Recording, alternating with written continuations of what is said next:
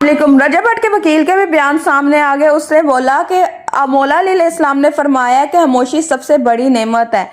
इस सूरत में जब इख्तलाफात ज़्यादा हो, शोर ज़्यादा हो, कोई सुनने वाला ना हो और इल्म की कमी और दलील की कोई औकात ना हो। इसी तरह उसने कहा है कि मेरे दोस्त के साथ, रजब के साथ भी यही काम हुआ है कि उसकी कोई बात ही नहीं सुन रहा, इसलिए उसने वतन ही छोड़ दिया है। उसके मुंह से गलती से 295A और 295C निकला, लेकिन उसकी अटेंशन कुछ और थी, लेकिन लोगों ने इस चीज़ को इशू बना लिया हुआ है। उसके ज़हन में हरगिज़ ये नहीं था कि 295A और 295C नमो से रिसालत कर रहा हूँ। उसको इस लफ्ज़ों का पता ही नहीं था, उसके लिए सिर्फ एक जस्ट नंबर था। अगर उसने बात की तो उसने फिर अपने ब्लॉग में बताया भी कि मैं इस चीज़ के माफ़ी मांगता हूँ और मैं आइंदा इस तरह की कोई काम नहीं, लेकिन उसकी किसी ने बात नहीं सुनी, किसी ने दलील एक्सेप्ट नहीं की।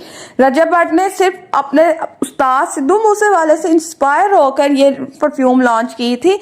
हरगिज़ ये मतलब नहीं था कि मैं किसी की तौहीन करूं या तौहीन रसालत करूं, लेकिन रजब भट्ट के ऊपर केस बन चुका हुआ है, जिसकी वजह से उसने सबको दलीलें भी दी, सबको सफाइयां भी दी, मेरा ऐसा मकसद, लेकिन उसकी दलीलें सफाइयां किसी ने नहीं सुनी और ये केस उसके ऊपर कभी बन सकता ही नहीं था जब तक कोई उलमा कराम, कोई अदारा, कोई बंदा इस चीज़ के अथेंटिक रीज़न ना दे कि ये इस पे केस बनता है। कोई उसने अल्फाज बोला ही नहीं कि तौहीन रसालत में, सिर्फ उसने 295A 295C सिद्धू मूसेवाले के साथ इंस्पायर होकर बोला और जो उस पे केस बन चुका है और लोग उसकी सुन नहीं रहे। तो वो बहुत ही ज़्यादा, उसके भी वकील परेशान है और कह रहे हैं कि रजब भट्ट मुश्किलों में फंसी जा रहा है। अब वो हार के पाकिस्तान छोड़ के ही चला गया क्योंकि उसकी कोई सुनने वाला रहा ही नहीं इधर। इसलिए आप सब लोगों ने, रजब फैमिली ने रजब भट्ट के लिए दुआ करनी है और अब मेरे फ्रेंडली गॉसिप को सब्सक्राइब कर लेना और एंड पे रजब फैमिली से जो जो वीडियो देख रहा है उन्हें